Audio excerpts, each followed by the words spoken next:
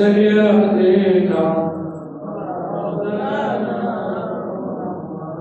لنا شمس ولنا باقر شمس وشمس خير من شمس سمائه اللهم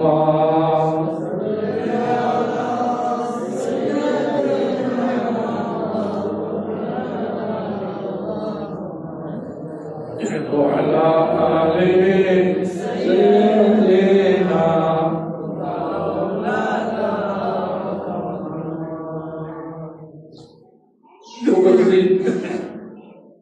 حضرات মুসল্লি নিজাম উলামায়ে কেরাম পর্দার আলী পর্দার রশিদ মাওলানা আসসালামু আলাইকুম ওয়া রাহমাতুল্লাহি ওয়া বারাকাতুহু। মহান রব্বুল আলামিনের দরবারে আলিশানে আমরা শুকরিয়া সিজদা আদায় করি যে আল্লাহ দয়া করে মেহেরবানি করে আমাদেরকে পবিত্র রজব চাঁদ পর্যন্ত হায়াত দীর্ঘ করেছেন। একবার করি আলহামদুলিল্লাহ। সাথে আবার আমদার তাজদার মদিনার আওয়াজ তৈবাই লক্ষ লক্ষ কোটি কোটি দরুদ আর সালাম পালন করছি যে নবী সাল্লাল্লাহু আলাইহি ওয়াসাল্লাম আর শ্রেষ্ঠ নবী আমরা পেয়েছি যাকে আল্লাহ রাব্বুল আলামিন মেরাজ করেছেন।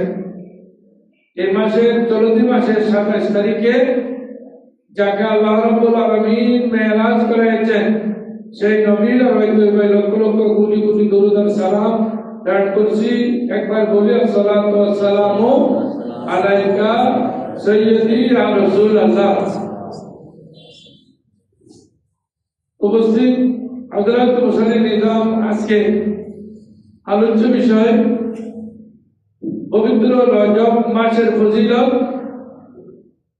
এবং মেরাজ শরীফের গুরুত্বপূর্ণ শিক্ষণীয় ঘটনা। রব্বুল আলামিন আমাদেরকে দান করেছেন 12টি মাস। ইন্না ইদ্দাতাশ শুহুরে ইনদাল্লাহি 12। আল্লাহ আমাদেরকে 12টি মাস দান করেছেন। এই আরবি মাসের থেকে ইসলামের গণনা আসলে শুরু, কিন্তু আমরা বিভিন্ন কার্যকলাপের কারণে অন্য দেশের সাথে আমাদের আমদানি রপ্তানি আছে, ব্যবসা বাণিজ্য আছে, বিদায় আমরা খ্রিস্টাব্দ সন এটাও ফলো করি,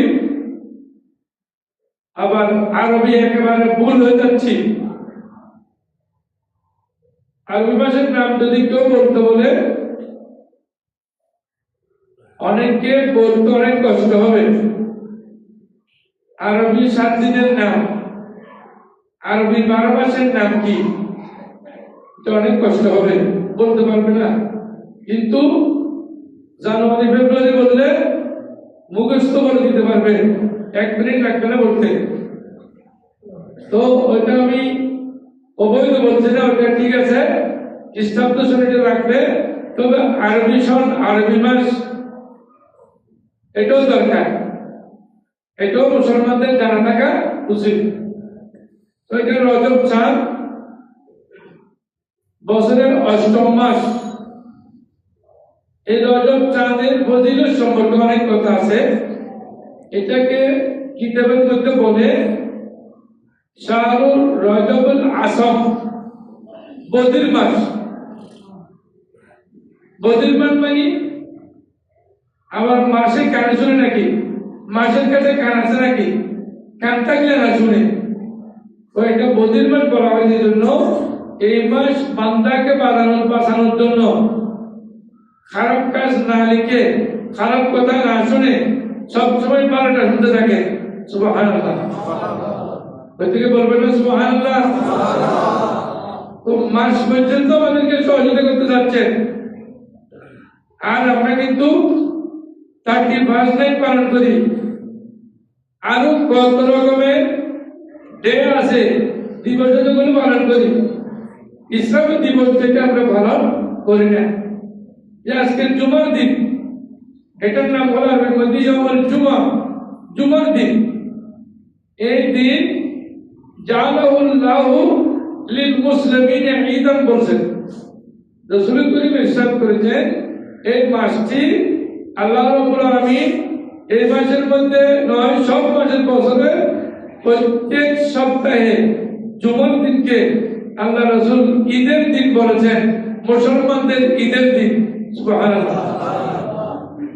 এই ঈদের দিনে আমরা অনেকে আছে মুসলমান সমাজে বাস করে, গরুর মাংস বেশি করে খায়, কিন্তু জুমার নামাজও পড়তে আসে না। এক সময় যখন কবরে ছোটা হয়ে যাবে তখন বুঝতে পারবে, এর আগে বুঝবে না। মুসলমানের সন্তান, মুসলমানের ছেলে কেমনে জুমার নামাজ পড়ে না, এটা আমার বুঝে আসে না, এটা আমার বক্তব্য হয় না, আমি এটা ভালো করে বুঝি না। আল্লাহ হেদায়েত করুক, আমিন বলেন। আল্লাহ রাব্বুল আলামিন বলেন, বিসমিল্লাহির রহমানির রহিম, সুবহানাল্লাযী আসরা বিআবদিহি লাইলাম মিনাল মাসজিদিল হারামে ইলাল মাসজিদিল আকসা আল্লাযী বারাকানা হাওলাহু লিনুরিয়াহু মিন আয়াতিনা ইন্নাহু হুয়াস সামিউল বাসীর। মেরাজ মানে এখানে তিনটা জিনিস আছে।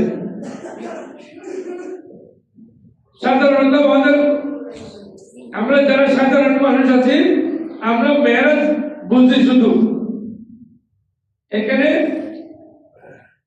তিনটা জিনিসের মধ্যে প্রথম নম্বর যেটা হয়েছে সেটার নাম হলো ইসরা। ইসরা মানে রাসূল করিম কে আল্লাহ রাব্বুল আলামিন দাওয়াত দিয়েছেন। আমরা একে অপরকে দাওয়াত দেওয়া এটা কোনো বড় কিছু না, কিন্তু মন্ত্রীর করে দাওয়াত পাওয়া, ডিসি সাহেবের করে দাওয়াত পাওয়া, প্রেসিডেন্ট সাহেবের করে দাওয়াত পাওয়া, এটা কেউ পেলে অনেক গৌরব করে বলে, হ্যাঁ আমি আজকে অমুক জায়গায় দাওয়াত পেয়েছি, আমি সেখানে যাব। কিন্তু আল্লাহর পক্ষ থেকে দাওয়াত পেয়েছেন আমাদের নবী 3,36,000, 2,24,000 কোন নবী এভাবে আল্লাহর কাছে দাওয়াত পান নাই। দাওয়াত পেয়েছেন আমাদের নবী। দাওয়াত খুঁজে নেওয়ার জন্য মূসা আলাইহিস সালাম আল্লাহর কাছে ফরিয়াদ করেন, রব্বি আরিনি, আল্লাহ আমাকে একটু দেখা দেন। মূসা আলাইহিস সালাম আল্লাহর কাছে ফরিয়াদ করেছেন, আল্লাহ আমাকে একটু দেখা দেন। আল্লাহ উত্তর দিয়েছেন, লাম তারানি, মূসা তুমি আমাকে দেখতে পারবে না, দেখবে না। তো পরিশেষে মূসা আলাইহিস সালাম যখন মানে না, আল্লাহ রাব্বুল আলামিন বলে দিলেন, মূসা তুমি ওই পাহাড়ের দিকে দেখো, উনজুর ইলাল জাবালে, ওই পাহাড়ের দিকে দেখো। ওই পাহাড়ে যখন আল্লাহ রাব্বুল আলামিন জলওয়া ঢাললেন, মূসা আলাইহিস সালাম সহ্য করতে না পেরে ফাসাফাখাররা মূসা সাইফা, আল্লাহ রাব্বুল আলামিন বলেন মূসা আলাইহিস সালাম সেখানে বেহুশ হয়ে পড়ে গেলেন। সুবহানাল্লাহ। আর আমাদের নবীকে আল্লাহ দাওয়াত পাঠিয়েছেন 3,36,000 নবী থেকে বেঁচে 2,24,000 নবী রাসূলের থেকে নির্বাচন করে আমাদের নবীকে আল্লাহ দাওয়াত দিয়েছেন। জিবরিল আমিন এসেছেন, ইয়া রাসূলুল্লাহ ইন্নাল্লাহা মুশতাকুন লিলিকাইকা, হে রাসূল আপনার সাথে আল্লাহ সাক্ষাৎ করতে চান। আপনি আল্লাহ আপনার কাছে দাওয়াত পৌঁছেছেন, বলার দেরি হযরত জিবরিল আমিন দাওয়াত নিয়ে এসেছেন। আমাদের নবী দাওয়াত পেয়েছেন, কার দাওয়াত? লা ইলাহা ইল্লাল্লাহ দাওয়াত। এটা কোনো চাকরিকারী ব্যাপার নয়। দাওয়াত পাওয়ার পর আল্লাহ রাব্বুল আলামিন এখানে অনেক কথা আছে। জিবরিল আমিন ঘরে কেমনে ঢুকলেন? জিবরিল আমিন ঘরে ঢোকার জন্য ফেরেশতারা দরজা জানালা গেট মেইন গেট ভিতরের দরজা কোনোটা খোলার দরকার নাই, ঢুকতে পারে। তাহলে তো রাতের 4টার সময় 3টার সময় মানুষ মারা যায়। আদম ইসলাম চতুর্দিকে গেট বন্ধ, গেট ফাঁসটা জায়গার করে সব বন্ধ। তো 4টার সময় লোকটা মারা কেমনে গেল? নিশ্চয় আদম ইসলাম ঘরে ঢুকতে পেরেছেন, নাহলে মানুষ তো রূপ কব্জ হতো না। হ্যাঁ আসেন। এরপর জিবরিল আমিন এসে আল্লাহ রসুলকে সালাম দিয়েছেন। আসার আগে খুব কেমন করে এসেছেন? কিতাবে এসেছে মিন সাকাবিল বাইতে, ঘরের ছাদ দিয়ে ফুটু করে রসুল করিমের ঘরে প্রবেশ করেছেন। প্রবেশ করার পরে রসুল করিমকে জাগ্রত করছেন না, রসুল করিম ঘুমিয়েছেন। রজব মাসের 26 তারিখ দিবাগত রাত, তখন গুটগুট অন্ধকার, কিছু দেখা যায় না। দিনের বেলা সূর্য, রাতের বেলায় চাঁদ, কিন্তু 27 তারিখের চাঁদ এটা গুটগুট অন্ধকার, চাঁদ নেই তখন। 27 তারিখের দিকে তখন চাঁদের আলো নেই, দিনের আলো নেই। জিবরিল আমিন আসলেন করে, ইয়া রাসূলুল্লাহ, করে ডাকেন নাই ঘুম থেকে। কেন? নবীগণের ঘুম এটা ইবাদত। সুবহানাল্লাহ। যদি আমি নবীজির ঘুম ভেঙে দিই, নবীজির মনে কষ্ট আনলে, আমি জিবরিল শেষ, আমি ডাকবো না। তখন গায়েব থেকে আওয়াজ আসলো, হে জিবরিল, তুমি আমার নবীর পা মোবারকে তোমার জিহ্বাটা লাগিয়ে দাও। যখন ঠান্ডা লাগবে নবীজির জাগ্রত হয়ে যাবেন। সুবহানাল্লাহ। কব্বিল কদমাইহে, আমার নবীর পা মোবারকে তুমি আস্তে আস্তে জিহ্বা দিয়ে ঠান্ডা লাগাও। ঠান্ডা যখন লাগবে, এর একটি বর্ণের জবাব। অনেকে বলেন আল্লাহ যখন নবীজি হযরত জিবরিল আমিন যখন বলছেন ইকরা, নবীজি পড়তে পারেন নাই। আবার বলতেন ইকরা, পড়তে পারেন নাই। আবার বলতেন ইকরা, পড়তে পারেন নাই। তখন যখন জিবরিল আমিন জড়িয়ে ধরছেন আমার নবীকে, জিবরিল আমিনের ফয়জের কারণে আমাদের নবী পড়তে পেরেছেন। বড় করে বলি আউযু বিল্লাহ। এটা বেয়াদবি, চরম বেয়াদবি। এটা কোন মুসলমানের মুখ দিয়ে নেবে বলতে পারবে না। জিবরিল আমিন কি সাক্ষীতে দেখেন? জিবরিল আমিন বলেন ইন্নী আরা ফিল খালায়েকে, আমি সারা বিশ্ব তন্ন তন্ন করে দেখলাম, আসমান জমিনে, সাত আসমান সাত জমিনে, আমি সারা বিশ্বের মধ্যে এই তন্ন তন্ন করে বিভিন্ন দেশে দেখলাম।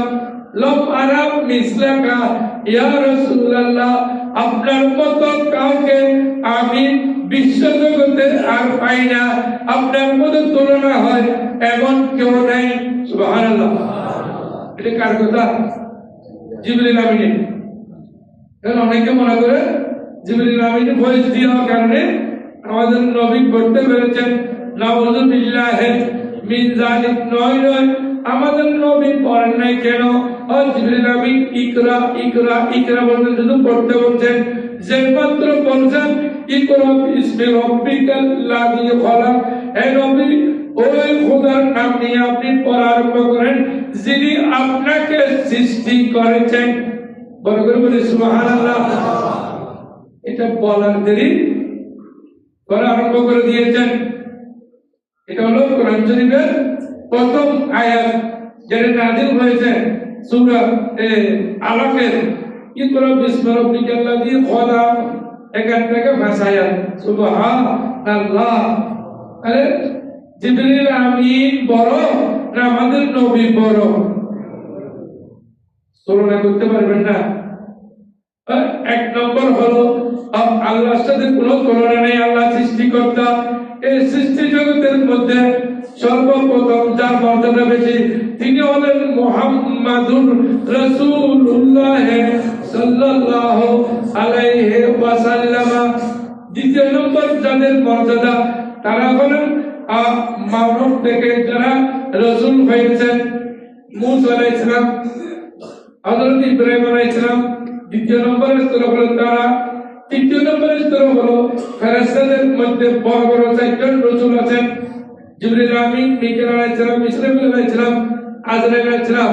তাহলে হযরত এই চারজন বড় বড় ফেরেশতা হলো 3 নম্বরে। কয় নম্বরে? 3 নম্বরের গুলো 1 নম্বর কেমনে হবে? এটা অনেক আলেমও বুঝেন না। আচ্ছা, যদি কিছু না জানেন তাহলে ইকরাম বলার সাথে সাথে রাসূল আরম্ভ কেমনে করলেন? এবার করতেছেন কোন বিশ্ববিদ্যালয়, কোন ইউনিভার্সিটি, কোন স্কুল, কোন মাদ্রাসায় লেখাপড়া করেন নাই, বরং কেমনে পড়তে পেরেছেন? আল্লাহ জবাব দিচ্ছেন, আর রহমানু আল্লামাল কুরআন খলাকাল ইনসানা আল্লামাহুল বায়ান। পড়তে পারার কারণ হলো দুনিয়ার কোন ওস্তাদের কাছে আমার নবী পড়েন নাই। কারণ উস্তাদকে সালাম করতে হয়, উস্তাদকে ইজ্জত করতে হয়, উস্তাদকে সম্মান করতে হয়। এই জন্য দুনিয়ার কোন উস্তাদের কাছে পড়েন নাই, আমাদের নবীকে পড়িয়েছেন। লা ইলাহা ইল্লাল্লাহ।